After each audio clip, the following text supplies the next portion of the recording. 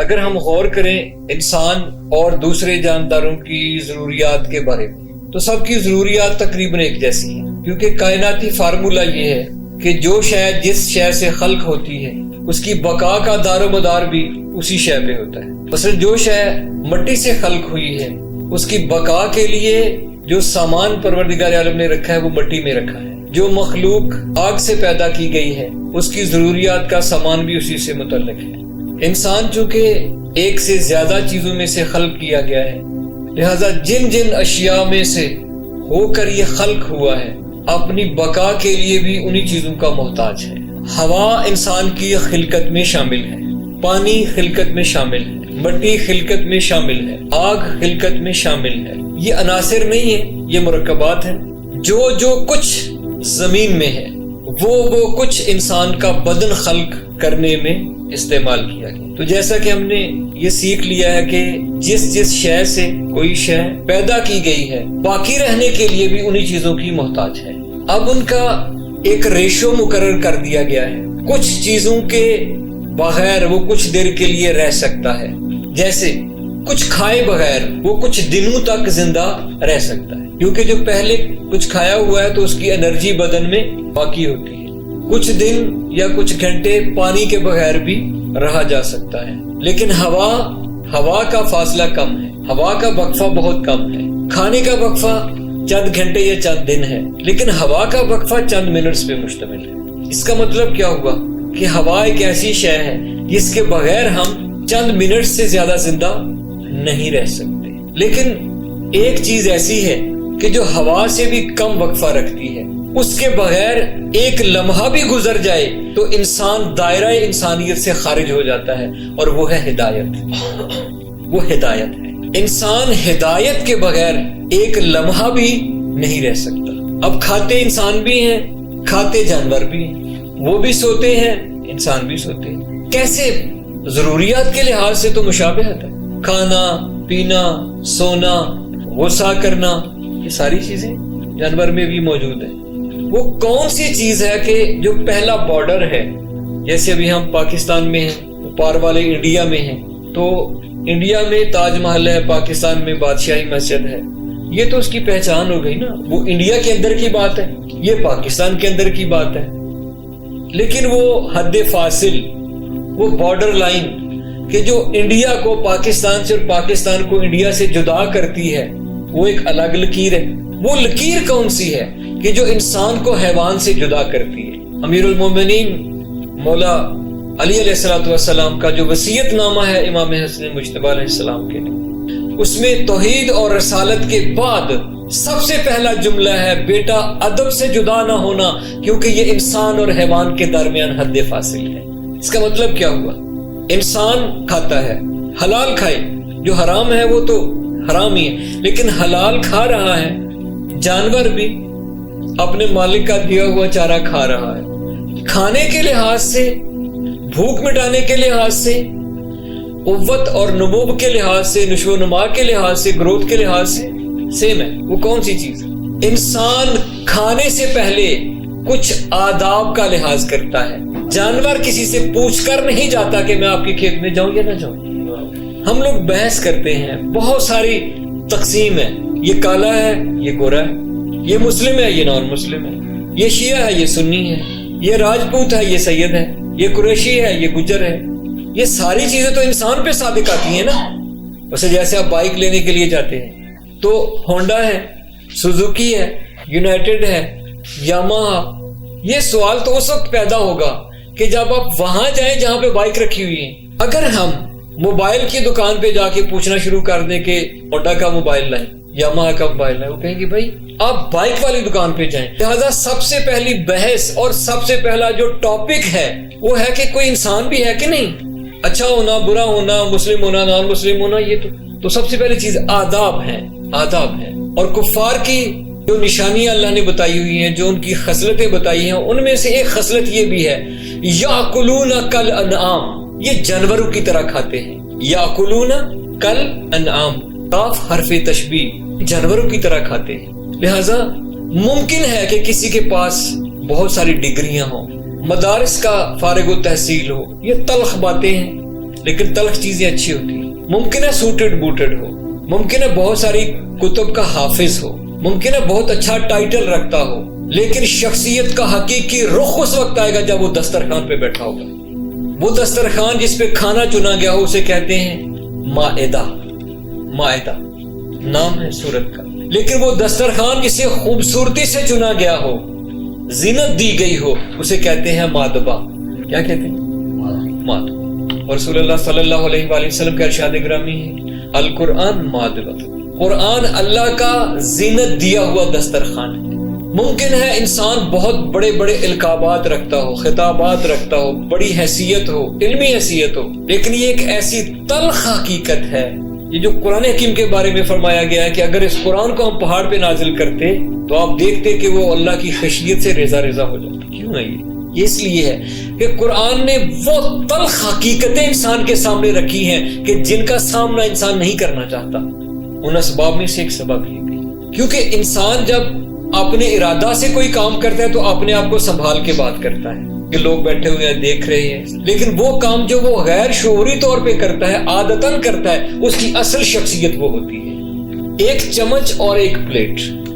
وہ انسان کہ جو جہاز چلاتا ہے, ممکن ہے 1,00,000 لوگ اس کے زیر کمان کام کرتے ہوں. وہ کہہ رہے کہ میں اتنی بڑی کمپنی چلا رہا ہوں, اتنے بڑے خاندان کو چلا رہا ہوں, ایک ملک کو چلا رہا ہوں, لیکن اسے ایک چمچ اور ایک پلیٹ دے دی جائے تو شاید 1,00,000 میں 1,000 بھی نہ ہو جو چمچ کے اندر پلیٹ کے اندر چمچ چلانا جانتے ہوں. اگر چمچ پلیٹ سے ٹکرانے کی آواز پیدا کر رہا ہے تو جان لیں کہ پیچھے کوئی تربیت کرنے والا نہیں ہے, کہ محتاط نہیں ہے. اگر پاؤں کی آواز آ رہی ہے چلتے ہوئے, اس کا مطلب ہے اپنی ذات سے غافل ہے, اسے کسی نے چلنا نہیں سکھایا. تو فی الحال ہم کھانے کی بات کریں گے. کھانے کے جو آداب ہیں, یہ جو مرتب لوگ ہوتے ہیں نا, انہیں سب سے پہلے اس چیز کی مشق کروائی جاتی ہے, بھوکا رہنے کی, غذا کم کرنے کی. میں نے ایک لفظ استعمال کیا مرتب لوگ, ترتیب دیے ہوئے لوگ. انسانوں کی اکثریت مرکب لوگ ہیں. مرکب ترکیب سے ہے. آپ نے دیکھا ہوگا ایک میڈیسن ہے, اس پہ لکھا ہوتا ہے کمپوزیشن, اجزائے ترکیبی. جیسے چائے بناتے ہیں تو اس کے اجزائے ترکیبی, یعنی جن جن چیزوں سے مل کر وہ چائے بنے گی. پتی ہے, چینی ہے, دودھ ہے, پانی ہے, الائچی ہے, آگ ہے. یہ کیا ہے؟ اجزائے ترکیبی. بات پہنچ رہی ہے اب تک؟ اجزائے ترکیبی, کمپوزیشن. اب ہم چائے بناتے ہیں, آگ جلائیں, دیگچا رکھیں, پتی ڈال دیں. جب پتی جل جائے تو چینی ڈال دیں. جب چینی کو آگ لگ جائے, کالی ہو جائے, تو اس میں پانی ڈال دیں. پانی کالا ہو گیا, الائچی ڈال دیں. الائچی براؤن ہو گئی, اب دودھ ڈال دیں. اب بتائیں چائے بن گئی ہے؟ ترکیب تو پوری ہے.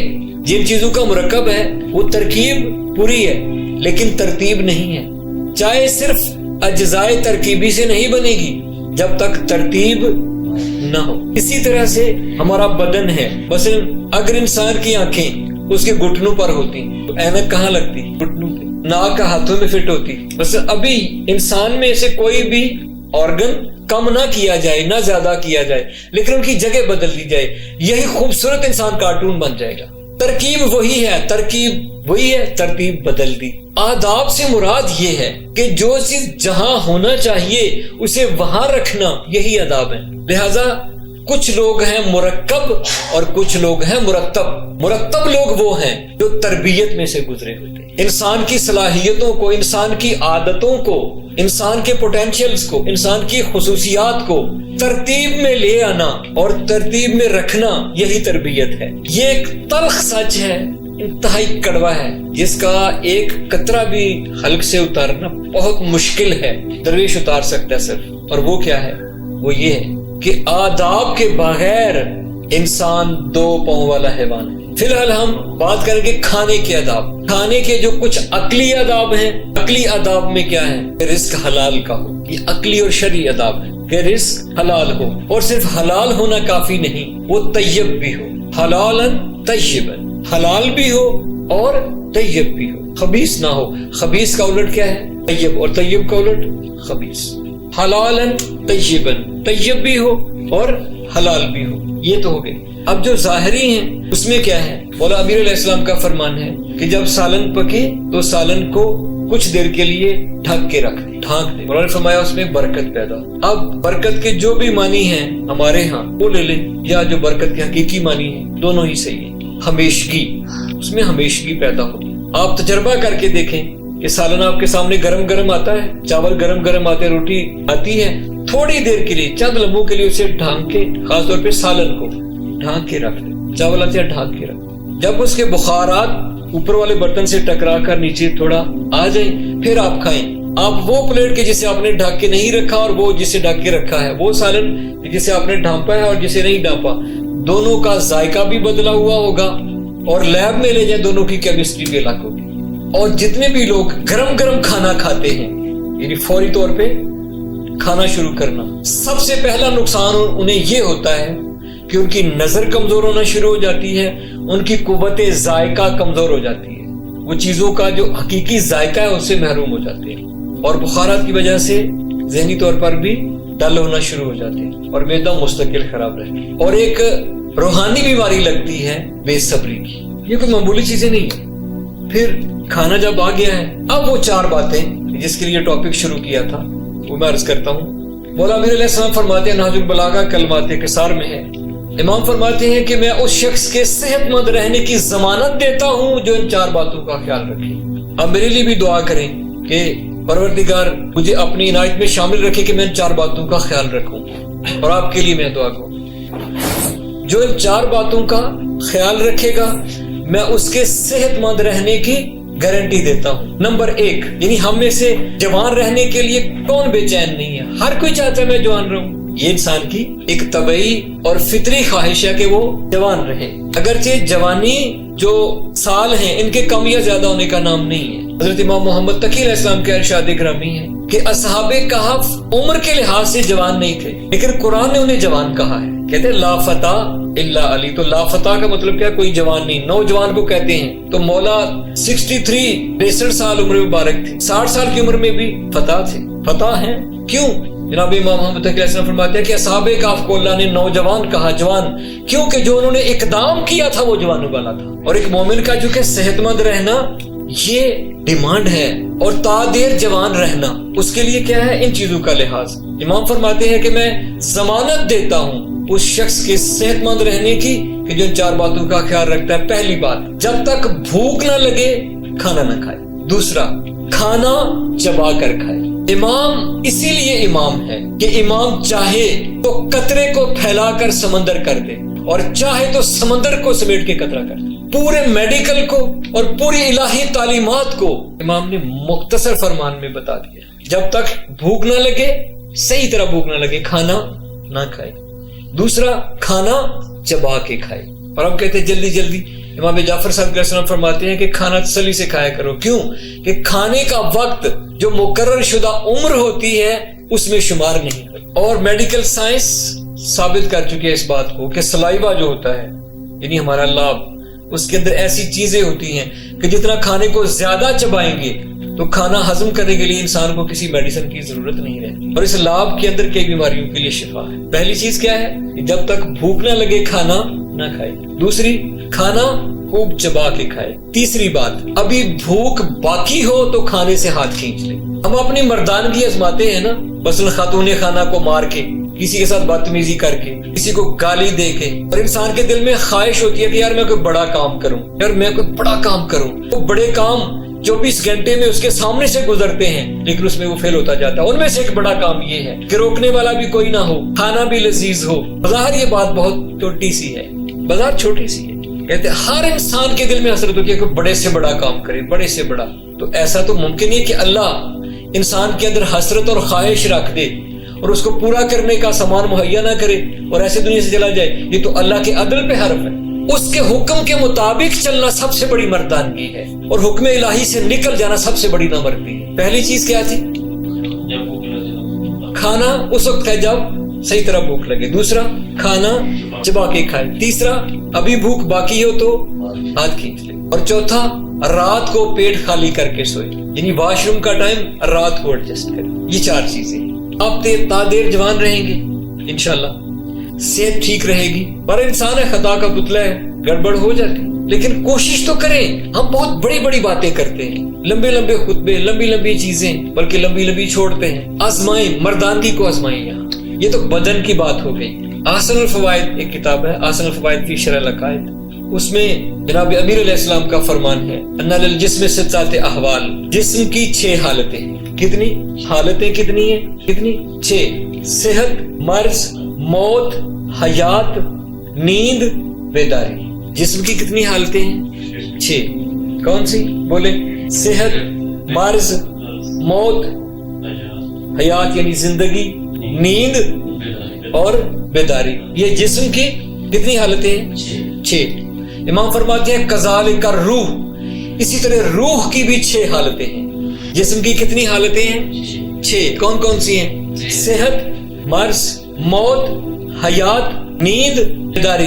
امام فرماتے ہیں کذالک الروح, اسی طرح روح کی بھی 6 حالتیں ہیں. یقین روح کی صحت ہے, شک روح کا مرض ہے. یقین روح کی صحت ہے, شک روح کا مرض ہے, جہالت روح کی موت ہے, علم روح کی زندگی ہے, یاد دہانی روح کی بیداری ہے, اور غفلت روح کی نیند. یہ آپ کی خدمت میں پیش کر دی ہے کہ جو ظاہری آداب ہیں وہ بھی اور جو باطنی آداب ہیں وہ بھی. اور یقین شخص تا دیر جوان رہتا ہے, شکی مزاج انسان جلد بوڑھا ہوتا ہے, علم والا سفید بالوں میں بھی طاقتور ہوتا ہے, جاہل جوانی میں بوڑھا ہے. اور جہالت 2 قسم کی ہے.